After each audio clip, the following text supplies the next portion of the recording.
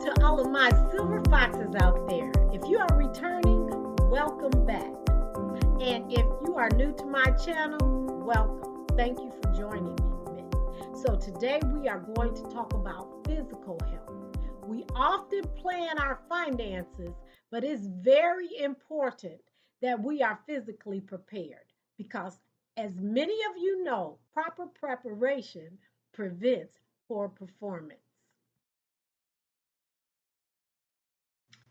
So here we go. Before you take that leap into retirement, determine where you are now physically because life after retirement doesn't necessarily get easier. We need to check out those things that we are living with today. Is there the ache in your neck? The pain in the small part of your back? Are your knees bothering you? Do you have a cough? Those are things. High blood pressure, diabetes. These are things that we live with, and a lot of times we want to attribute them to getting old. But before you do that, you need to check out really what is going on with your body right now. Are these things that can be addressed? Can we change these things? Can we reverse these things? Or are these things simply something that we will have to live with and make adjustments for? So, before we go into retirement, it is very important that you do that physical assessment.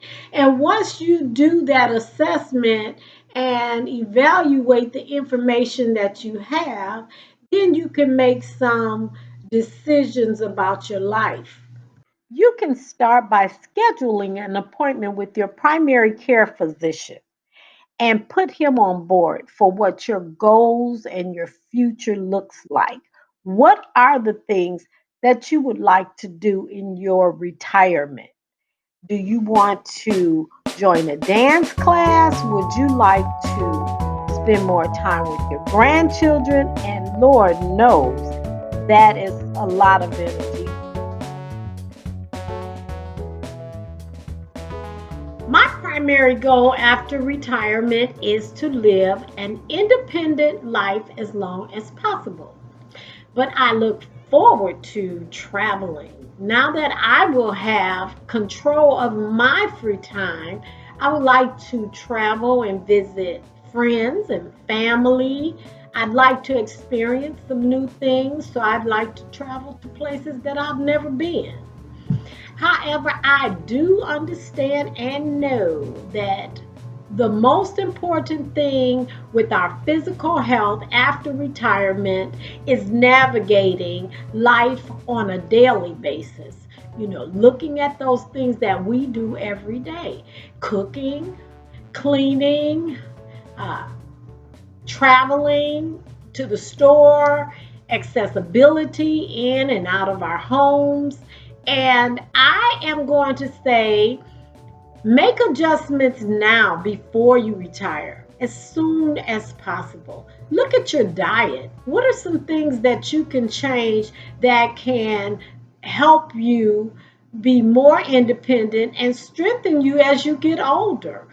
There are foods, if you do an evaluation with your doctor, and he will do blood work, he can tell you if your body is low in certain nutrients. And then you can assess those and see, hey, I'm low on keratin. Maybe I should eat more carrots, or my calcium is low, and I need to eat spinach, or I need to eat avocados or sweet potatoes, whatever, popcorn. We never know. But the thing about it is, you have to look at where you are, and then you have to see where deficiencies are, and you have to fulfill those deficiencies. Your activity level. Sometimes you may be thinking, oh, my back, I have arthritis, and it may simply be that your core muscles are weak and you need to tone up and tighten up your core muscles in the front so that it'll give more support to your back. And you don't have long term, long lasting problems, physical problems. And you will be able to navigate those stairs. And the doctor tells you there will be some long term health conditions. You can prepare for them before you retire, just to make sure you have a comfortable life. So, your diet, we looked at nutrients, and let me give you an example. I had a friend that was a diabetic for years. She was on the pill, but then her doctor switched her to the needle injections, and she hated it. So she said, I am going to make a change in my life. So she started walking every day. Nothing extreme. She just increased the amount of time or the distance. And over time, she came off of insulin. And I didn't even think that was possible.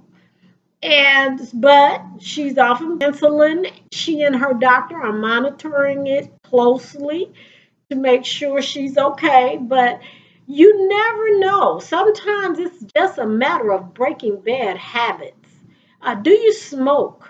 Can you reduce the amount of cigarettes that you smoke and replace it with some other activity that helps you kill that time? Drink. Do you drink too much?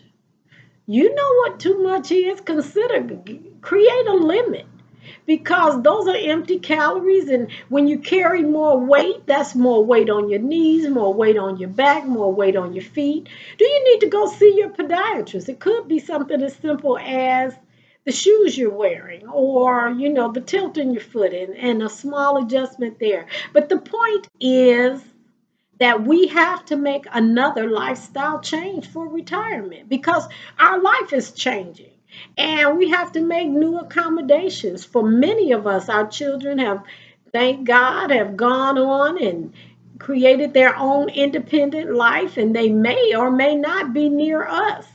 And so they may not be able to help us. So we have to make sure we are secure in our lives as retired individuals. And today, with today's medical developments, we can live an independent, active life for many, many years.